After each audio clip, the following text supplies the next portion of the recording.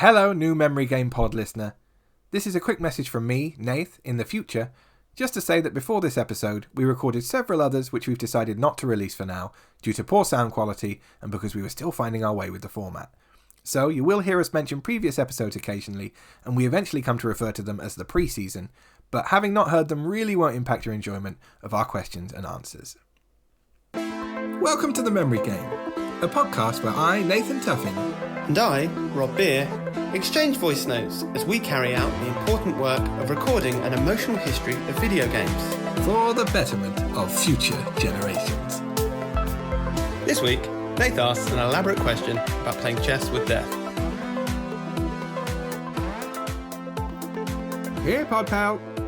Sorry for the almost immediate return question, but I've been mulling something over for a few days, and I feel like if I don't squeeze it down my brain tube to my mouth opening relatively soon, something's probably going to blow. As with nearly all the episodes so far, it was unexplored parts of our previous episode that led me to this week's question, which I'm a little bit nervous about because I think it messes with the format that we've sort of established in these past few episodes. But we are still working things out. It's good to be experimental, maybe. So hopefully this is going to work and bring up some good answers. So my question this week is, if you were to find yourself in a chess with death scenario, so i.e. you're battling the Grim Reaper in a game of skill, or you have to face some sort of dire consequence, and you have to choose video games, which ones might you choose? And I thought up a couple of criteria as well, just to sort of narrow things down a little bit. So number one is that when you play, you get to be at the height of your powers for the game that you choose, or the games that you choose. So if you were amazing at something when you were 11, you get to sort of reacquire those skills for this contest. Number two is that it needs to be a game that has a head-to-head mode or can be played head-to-head. So it can't be like a single-player game that you're really good at, where you take turns to get the high score. And number three is that it's a best-of-3 competition. So you can choose up to 3 different games to compete with death on. So hopefully those criteria help spark creativity and don't just become a straitjacket, which makes the question impossible to answer. The sort of thought pattern that led me to this question links to our discussion about Big Buck Hunter and specifically what makes it a good game. And when you mentioned the way the game punishes you for like a poorly aimed shot, and I got thinking about, so to be really good at Big Buck Hunter, you need to be sort of fast and accurate. So you need probably to get off like 3 shots per moose or deer or whatever you're shooting in a really short space of time before they run off the screen. And at the same time, you've got to avoid all the does and, you know, other things that you're not supposed to shoot. I think it's just does probably while you're doing that. And part of being good at it is getting the shots off as quickly as you can. And you've got it's a shotgun, so you've got a pump between each one. And that actually got me thinking about being good at other light gun games, other shooting games in arcades and on consoles. And I think the way I play Time Crisis as well, or certainly the older ones, my technique is to fire as many bullets as possible, certainly on the pistols, and not worry at all about accuracy. And I think that ends up being quite effective because it's like you're bound to hit an enemy a couple of times, hopefully before anyone shoots you. And I think Time Crisis doesn't punish inaccuracy as much as some other games do, so it's like speed beats precision. So it's like you almost like, you know, you're getting off so many shots that you're bound to hit something. And now I sort of think about it, you know, properly think about that style of game. That's surely, isn't it, why most light gun games have like hostages and friendlies all over the place, because it slows you down and it stops you from, you know, trying to turn your pistol into a machine gun and punishes you just being sort of reckless and haphazard. And anyway, so that led me to think about another story I had. I've been thinking about, I didn't use it in the last episode, but it relates to light guns. And it takes place at a team away day I went to about 14 years ago when I used to work in an accounts department. And it was purely a team building day. It had loads of those sort of stereotypical trust exercises and like collaborative tasks that you all kind of had to do together. But it was run by like a private company where the staff were all really super enthusiastic. And they were, I think, like labeled as team building experts, but they were all like 20. I think they were younger than I was then even, and I was like probably the youngest person in my team. And they had a sort of like club rep vibe, you know, like from those 18 to 30s holidays. So they're super enthusiastic, and it was, you know, largely a bunch of middle-aged accountancy people with a few younger people there. And there were a few different things we had to do, but one of the games, one of the challenges, and it was like, you know, you got scores all added up and one team won at the end of the day, one of the games was like a really simple light gun game where you had a screen full of like 40 bullseyes, and you could choose a pistol or a rifle to shoot them with. But the team part was like, it was such a cop out. It was basically like, for this one, the team element is that you cheer each other on as you individually undertake this task, and you can give advice on how to do it. The players who've already gone, that was just like, it's not a team at all. But it basically ended up with this sort of fusty middle-aged men giving like confused shooting tips like they were police marksmen, largely to a bunch of like younger, annoyed sort of women who were probably better at it anyway. But I remember it really vividly because I absolutely smashed the high score on the game and got like double the score of anyone else in my department. And it was purely by virtue of being one of the only people there who played video games and arcade shooting games. And I think basically the trick was that there were no penalties for missing. And after I'd watched a few other people carefully shooting and realized they weren't losing points for missing targets, when it was my go, I just machine gun fired like I would do at Time Crisis. I just shot off as many as I could and just bashed down all the targets really, really quickly, and probably missed as many shots as I hit, but it didn't matter. And there was a guy there who we worked with who had been in the army. And I think at the beginning, clearly everyone thought he would be really great. And, he went first for his team. But he was really measured. He did the proper stance and everything. And he took each shot really accurately, like you probably would do on a real shooting range with a real gun. But I remember him being really miffed when he sort of saw what I was doing and saw how high the score was, like I was cheating. But anyway, that sort of competition element led me to my question. So which games would you choose to play in a contest against the Grim Reaper? So my first answer, coming full circle, would be that head-to-head mode on Big Buck Hunter. And I think you and me have always played the mode where you take turns, but there is also a version, which I think might be even more popular when you watch videos online, where you both shoot at the same time. So you're competing to shoot the deers as they run back and forth. And I think I'm handy enough at that game that I could give most people a decent run for their money on that one, including the Grim Reaper himself. So that's my first one. My second game would be the beat-em-up Dead or Alive 3 for the Xbox. And I think that game franchise has probably become more famous for other things in past years. But those early versions, they were really well balanced, I think. They're really well considered fighting games. There weren't many characters that were like super overpowered compared to the rest. And they had loads of little fun elements to it. And it became a game that I used to play head-to-head with my dad a lot when I was like a young teenager, and we were so evenly matched that we used to have these great, like, down to the final shreds of a health bar type contests. And one feature of it that I remember really clearly that added a whole layer of complexity was that you could aim strikes at the head, body, or feet, like so you could do high, middle, or low. But you could also counter those strikes by holding back direction and pressing the punch button. So timing was like absolutely everything. And you'd sometimes have these fights where nearly every attack was countered. So you were constantly trying to mix up your combos and moves and like mess with your timings to avoid being countered. And I remember my dad used to come out and do this sort of like sweep kick. And eventually it got to that I always countered it. But it was like almost like a compulsive move because it used to always work. So it was like every time it would be like step forward, sweep kick, counter the sweep kick. And then that would happen. And then it would be like I always used to follow up my counter with a punch. It was like, counter the sweep kick, punch, dad counters the punch, and it would go on like that. And it just made for these really sort of good contests, and we both got really good at it, I think, because we played it so much. And you could also like do other things like hurl each other through walls into new areas of the map, and that's just plain fun. But yeah, so that's my second choice, Dead or Alive 3. And my third choice would be Counter-Strike Source, which is probably a couple of versions back of the the first-person shooter Counter-Strike, which is largely like team-based, played online, but you can also do 1v1. And I played huge amounts of it in college, and I think I got pretty good at it. And the at the height of your powers caveat really comes into play here, because I like playing the more recent Counter-Strike games, but my advancing years and the lack of time I have to play means I just get my ass handed to me nearly every time I play it now. Maybe a little bit of sort of veteranship counts for something, but I usually end up doing really badly.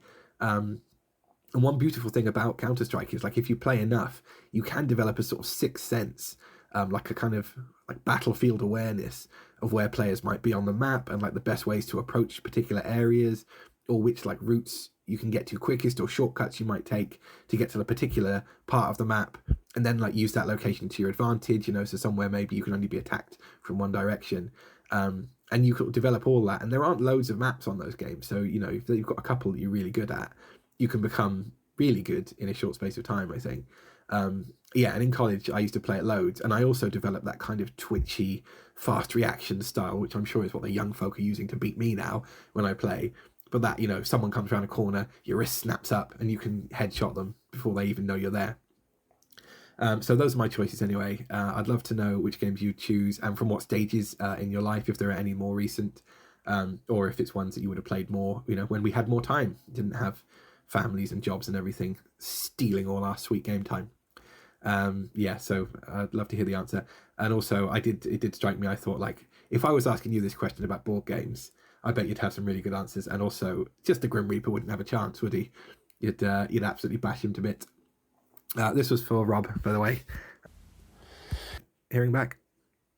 Hey there, mortal. Top tier question, this. Although I assume it's the sin of having busted the format that has landed you in a situation where you have to atone for your sins by playing chess with death in the first place. I can picture you having a good chance with all three of your choices, and I think a few of them might come up in response to my thoughts. Obviously, I've just been in a sort of spiral of like, what was I good at that? Was I good at that? Was I tested? Did I have the grounding to respond to the challenge of death with that game, or was it just something that I played a lot as single player, and so I just assumed that I'm good at multiplayer because I beat the one person that came around my house and played it against me? I don't know. These are the because you know, straight out of the bat, I was like, I'm pretty sure I was a world-class sensible soccer player, but I only ever played it against people who didn't own the game, so that's probably not good. And I was like 7 or 8 when I was playing it, so I was not a reliable narrator there. But what I've ended up doing is thinking about the sort of 3 approaches that I would take to this challenge. So the first one is just picking a game that you're outright good at, and what I've settled on, I think I'm more reliable here as a judge of my own abilities with it, and it's Nagano Winter Olympics 1998, specifically the short track 1500 meters mode. So essentially that there's 2 types of skating at the Winter Olympics. There's speed skating, where you just do laps, and it's similar to the cycling where you start on opposite sides and then you keep going. But it's sort of 2 people at a time, and it's just, that one is just, on the PlayStation it was circle and square, and you just hammer it. You just, for as long as you can, you just try and keep the pace going. And then possibly having to slow down and do a tempo thing as you go around the corners, which, you know, I think I was good at. I got pretty good. I played the heck out of that game, and I got pretty good at all of the different formats of it. I was sort of obsessed with the bobsleigh as a kid, don't know why, something about it looking like a speeding bullet. But the short track skating is 4 of you race at a time, and you'll have seen this format in other games. And it was essentially that so 4 of you race at a time, and you have to do, I think with 1500 metres it's like 5 laps. And it's a little bit like Micro Machines, and it sort of stretches the screen to an extent, but then you can just hang at the back and not use any of your boost, and you're sort of dragged into the frame.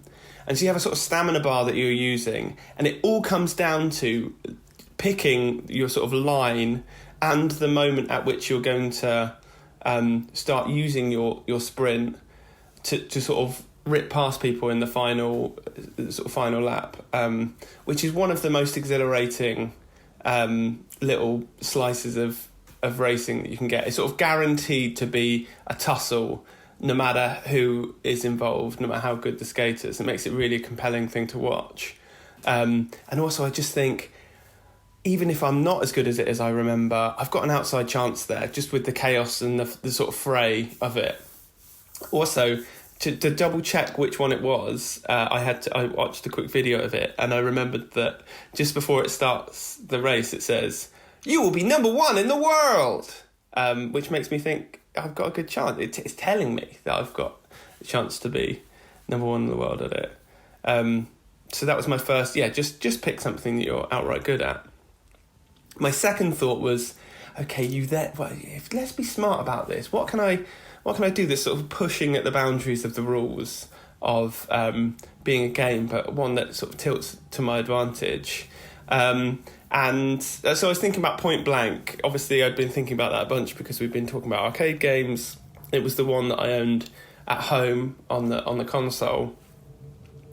And yeah, I was thinking about it as well because you were talking about that great story of you, young you, on an away day, owning a ex-Marine.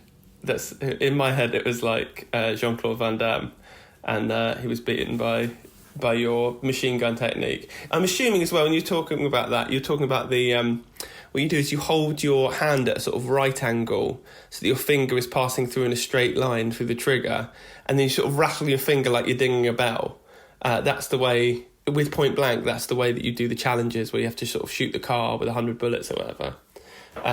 But yeah, as I said, I played a bunch of that, so I got pretty good. I'm assuming, again, versus Death, I could caveat, and this is using my ability at a certain point thing, where I could use my telly at home, so I've got the advantage. And then here's the sort of sneaky bit to it. I was like, technically in that setup, what I had was two guns. I had the Namco official gun, but I bought that second because I was cheap. And first I bought what was called, I think it was called the Scorpion gun, which was like, it looked like a sort of, you know, James Bond has that little like tiny pistol, Walter PPK, I think that's called. But the Scorpion, it looked like that sort of like 70s British wooden gun, but it had a little switch on the side that let it turn into machine gun mode. And I was like, oh, if with that, could I just beat Death at any of the ones that involve sort of machine gun fire? And so could you just pick the machine gun, the one where you have to blow up the car, and I get that gun, and you win? That's really dancing on the edge of things, isn't it? I can't imagine Death being like, yeah, sure, that sounds fine, Rob. He's too smart for that. It'd end up being the one where you have to shoot a fly with a single bullet, and then I'd have the crappy Scorpion gun with the bad sight. Linked to that as well, because if I hadn't gone for Point Blank there for my strategy of looking for unfair advantages, the other one was Tekken 3 had a character called Eddie Gordo, who was a sort of breakdancing. He had a breakdancing fight style, and it meant that if you just hammered the X and the circle buttons in just random sequences, just mashed your hand over the kick buttons, he would spin around just doing kickboxing moves, and it was an absolutely dominant strategy. The one before that in Tekken 2 was Law had a butterfly kick that once you got what somebody wants, you could just keep them going forever and ever. But that, yeah, Eddie Gordo, it felt like a hack until. And then I remembered, oh yeah, what ended up happening, it was people worked out that you could actually block in Tekken, and then that negated that strategy and made you incredibly vulnerable to people just blocking you while you did that. And then there'd be a little gap where he was just spinning on his head pointlessly, and then you'd get hammered. But I think it might have been Eddie Gordo that taught people that block existed in Tekken. And my memories of playing Dead or Alive for the first time, and there being, because it wasn't just that you blocked, it had a counter button, didn't it? And if you timed that, you ended up doing an attack based on it. And I think, could they chain together? if you countered someone, could they counter your counter so you just ended up in a sort of spiral there? I can't remember that specific mechanic. I'd love for you to tell me about that. At least for Dead or Alive 3, not, you don't have to give me a full history of the Dead or Alive games. So the third, so that's my second strategy. I'd say point blank, using my home setup, hoping that gives me an advantage. And my third thought of an approach to do it is just going for pure obscurity. We both know that Death's probably, played a bunch of games. I mean, he's had all of time to prepare. Or all of human time? Did Death exist before humans, or did he come into existence with their narrative function and thought? That's a question you need to research as well. But yeah, so I'm assuming Death has played a lot of games, but has he played the Guitar Hero 2 demo, but only using the Xbox 360 controller, not the guitar controller? Because I have. And for a single week of my life, I got really, really good at what I think was a Tenacious D song. I think there were 2 songs that came with the demo. And one of them was the Tenacious D song. And yeah, it was my house at uni in the third year. There were 5 of us, and I don't know why we would have downloaded the demo, but Xbox 360 had a thing where you could just download them off the Xbox Arcade, and I don't know why we downloaded it, but we did.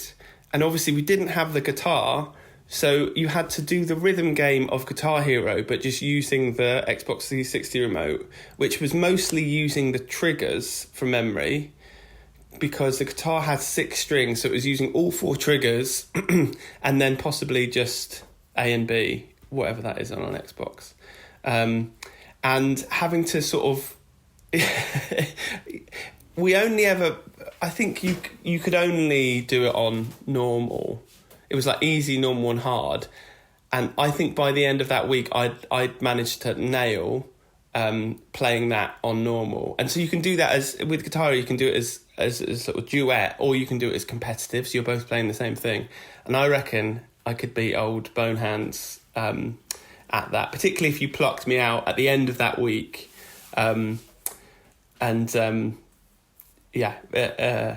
Just stuck me in a situation where I had to just execute. I reckon I would have been able to do that.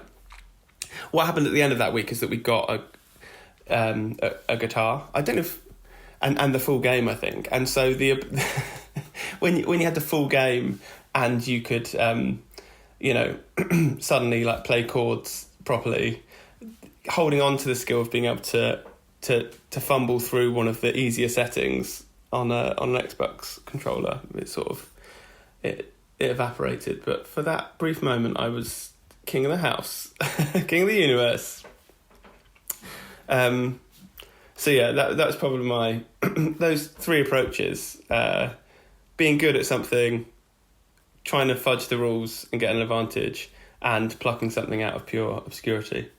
My counter question, something I ended up thinking about, the sort of bonus addendum to this question is, if you could phone a friend, who would they be and what would they play? So, maybe the third game ends up being a draw somehow, you end up on the same points, and the decider is you get to pick a friend to call on, summon a warrior, and what game would they play? I think I know who yours is going to be, but I won't lead your thinking.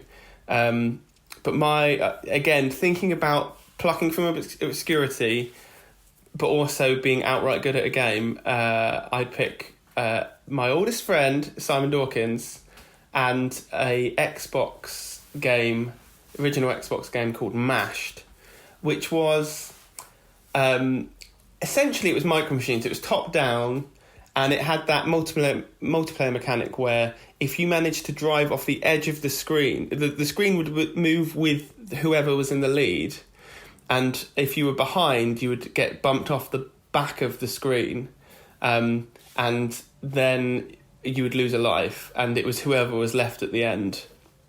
And yeah, we just played it in inebriated states, but that somehow made Simon better, and everyone would have a chance of having like little wins within the thing. But at the end of the evening, if you look back, it was pretty much always wins to Simon. But that was just a great game. And I don't know, was it better than Micro Machines? Probably not, but I'm just hoping the obscurity of it helps lend Simon the edge that saves my eternal soul. Hit me up, hit me up, hit me up. As the catchphrase, our catchphrase goes. Hey, Blaze Silver Scorpion Light Gun. I'm really glad you enjoyed that question, even if it does mean having to consider what horrible crime we might have committed in order to be battling for our souls or our lives or whatever it might be. I loved your choices of games and attempts to bend the rules, even though I think they were pretty well within the bounds of acceptability. And it did make me realise that I somewhat arrogantly just chose games that I've played a lot, but mainly against one other person, and assumed I'm quite good at. Perhaps with the exception of Counter-Strike, which I played online a fair bit, but that's not necessarily the best sample size. My personal assumption about the Grim Reaper is that he's sort of good at all games of skill, but not amazing at any of them. But his ability to pick things up would be accelerated far beyond that of a regular mortal. I don't know why I've made that assumption, and I certainly didn't communicate it in the original question. But this feels like one of those situations where, like much like with religion, death is just however we want him to be. So maybe your death is good at all games, and you've had to trick him in order to best him in a contest. The actual games you chose in the end were all complete belters. Nagano Winter Olympics 1998 has that perfect combination of being very niche and unlike most games, so you have an advantage just from having played it a lot, and then the added knowledge that there is a sort of special art of timing that final push in the race, which sounds like it might negate a lot of the race prior to that point. I watched some videos of the ice skating modes, partially just so I could hear, "You will be number one in the world." And the other thing that really struck me is that on one of the modes, the camera always has to spin to keep the other player in shot, or it did certainly on the version I was watching. So there seemed like there was a large portion of the race where the players were skating toward the camera, so you couldn't really see where you were going. So I assume it must just be a fixed track, and I think you said you just have to tap the buttons. You don't steer. But that really made me laugh. The idea of point blank with the secret scorpion gun also makes perfect sense. It felt very much like one of those situations you have when you're a kid, where you go around a friend's house and they're like, "Oh, should we play this against each other?" And then they casually pick up the scorpion gun, even though it looks like the worst one. And then at the end they've tripled your score and they won't let you have a go on it. And maybe that round just ends with Death being like, "Can I have a go on that little stubby gun? I think there's something wrong with this one." "Nope, sorry, Death. Time to move on." And it's funny you gave honourable mention to Tekken 3 and Eddie Gordo, because the Tekken games were the fighting games me and my dad played for years before we had Dead or Alive. But I even thought about maybe choosing it, because I think with a small sample size, thought I was quite good at that. But remembered that you could get easily bested by a friend coming round and just button mashing, and all of your kind of skill with one particular character would be negated unless you could time the blocks quite well.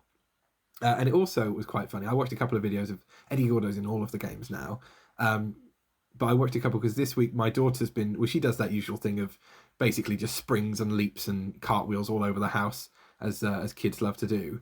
But she sort of started doing this half cartwheel, half breakdancing thing where she spins around on the floor in the kitchen on the slippery floor.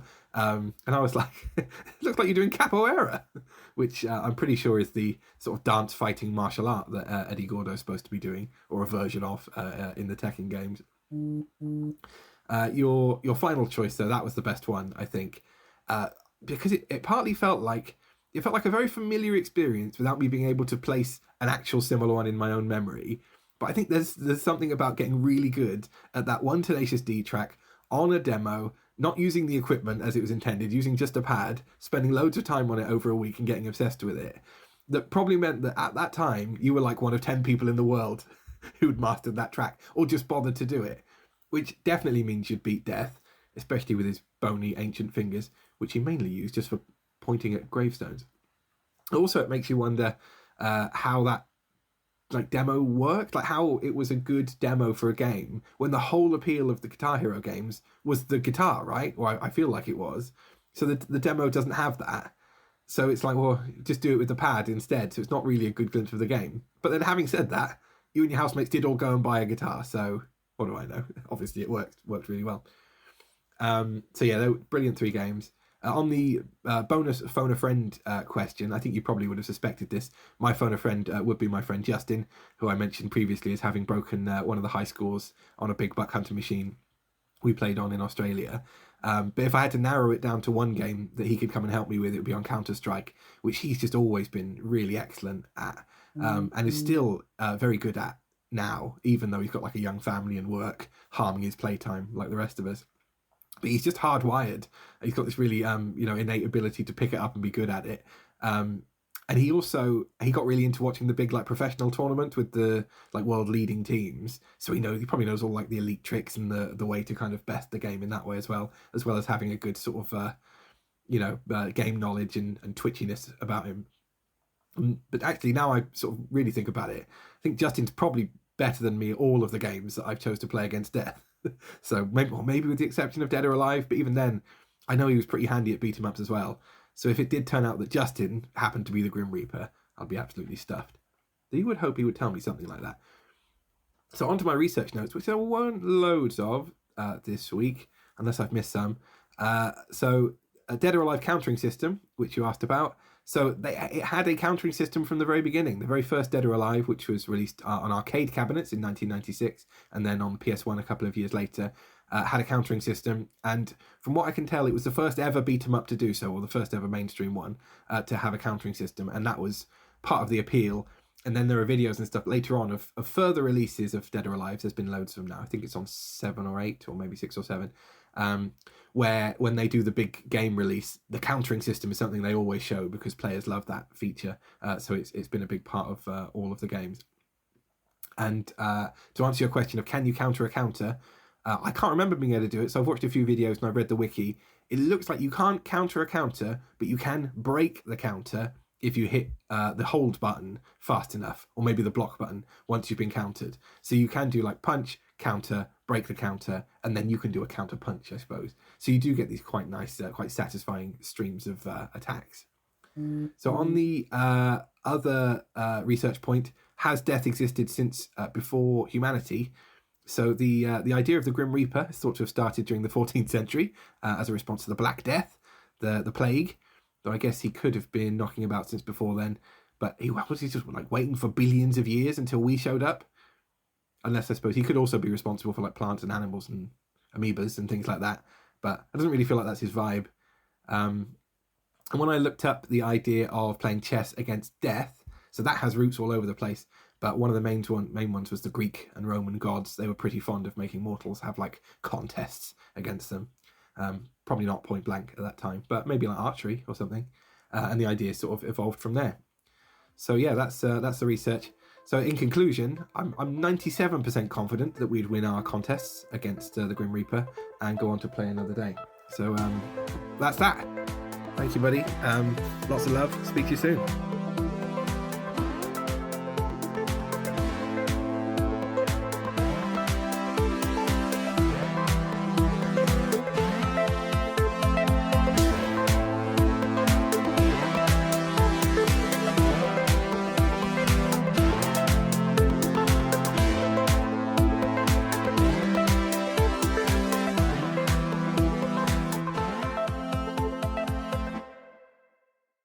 One quick correction from my earlier message about Guitar Hero. It was Guitar Hero 3 that we had the demo for. And the 5 tracks that were available on that were Lay Down, Rock You Like a Hurricane, Even Flow by Pearl Jam, Hit Me With Your Best Shot, Hit Me With Your Best Shot. Sorry, these are all songs that you have to sing the title of as you read them. And one that contradicts that rule, The Metal by Tenacious D, which was the song that I remember being best at, or certainly enjoying the most. I've reached out to my housemates as well to see if they remembered it, and they haven't got back to me yet, which means that they're either cutting me out of their lives or I've entirely hallucinated the thing. If they respond, I will add in their thoughts to a future pod, which I think we can all agree will be for the betterment of future generations. Memory complete. Uploading memory.